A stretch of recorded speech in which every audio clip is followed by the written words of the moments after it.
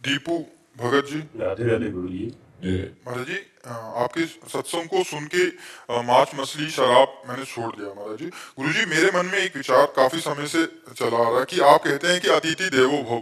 मेरे घर पर अभी जो भी अतिथि आते हैं वो सभी मांस मछली का सेवन करते हैं और मैं उनको शाकाहारी खिलाता हूँ। तो महाराज जी, वो गुस्सा होके जाए तो इनका कहना है कि और गुस्सा हो जाए, एक बीता और गुस्सा हो जाए।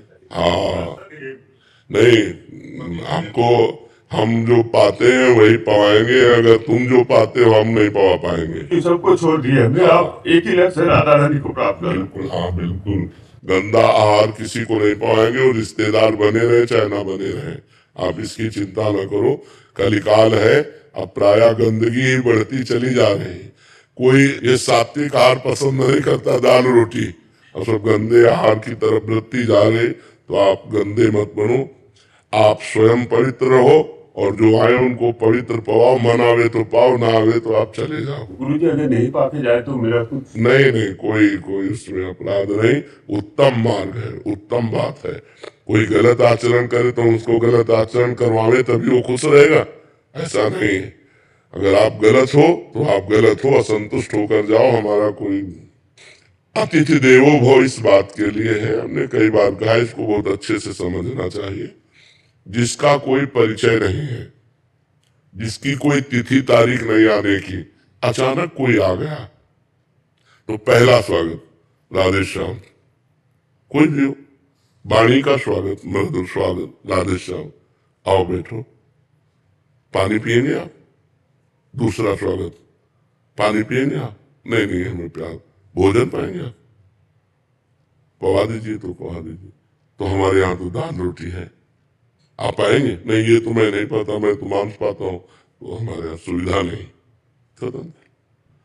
अब जैसे कोई संत आता है तो दो बातें तो आप दे ही सकते हैं, मधुर वचन और जल। हमको रुपया चाहिए यज्ञ करने के लिए, भाई हमारे पास नहीं है, और है भी तो हमारी श्रद्धा नहीं, कुछ अपराध नहीं बनता। आप अगर सत्य से चल रहे, कोई अपराध, हम आपको नहीं जानते, हमारी श्रद्धा नहीं कि हम 5,000 आपको दे, पता नहीं 5,000 का आप यज्ञ करोगे कि शराब पियोगे कि क्या करो। हमारी श्रद्धा बन जाए कि हम ये जाने कि आप पात्र हो, तो फिर हम आपको अर्थ दे सकते हैं। तो ये हम प्रवचन क्यों करें, हम तो सीधी बात है, दो का स्वागत किया, वचन और जल।